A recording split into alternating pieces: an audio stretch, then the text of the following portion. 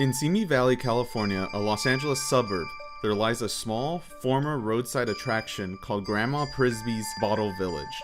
Tressa Prisbrey was originally from North Dakota, and she was traveling around with her husband, and eventually they wound up here in Simi Valley, and they bought this little piece of land, and she actually took the wheels off their trailer because she was so tired of traveling.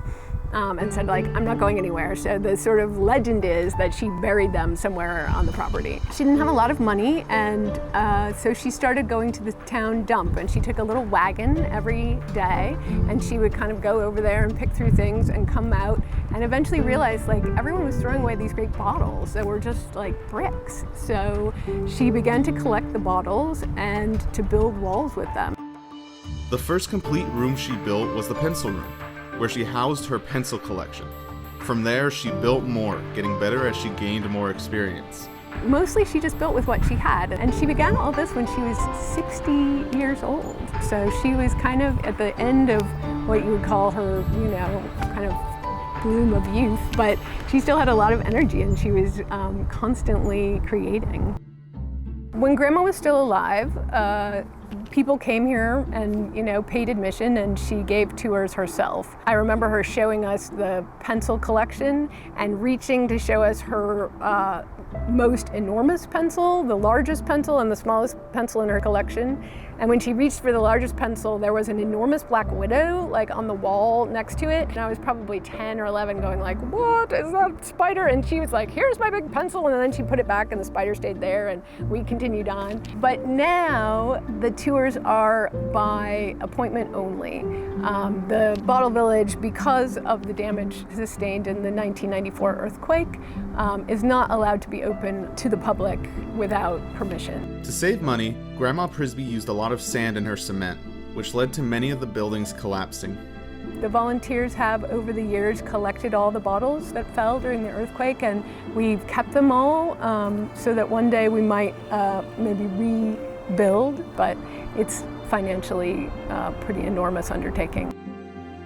There's a couple of things that I love about this place. Around the corner there's she called her spring garden, and it's actually just a bunch of springs, like huge old rusty springs that are big and little springs, and she thought that was hilarious. She just really enjoyed a good joke and a really good pun. I also just love this walkway because it sort of gives you permission to use anything and everything.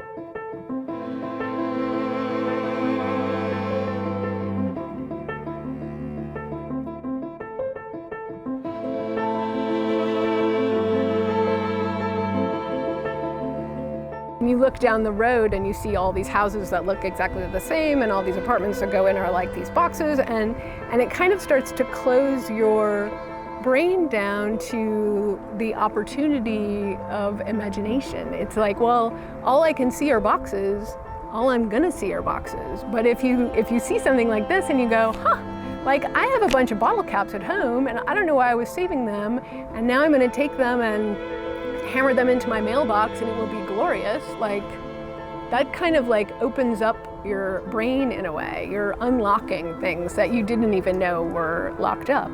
And so I think that places like this and the kind of ability to see multiple purposes in stuff we just think of as junk is like, whoa, is critical, not only on a planetary sort of level of saving our environment and creating a less sort of trash-filled world, but it's also really critical to our thinking and our ultimately, I think, our understanding of the differences in people, because we're seeing these like creative environments that are an outpouring of a single person, and not just like, oh, she built a box, she built a box, she built a box. Like, we're all boxes. And if you think we're all boxes, like, you're gonna be really mad at the person who built a bottle house.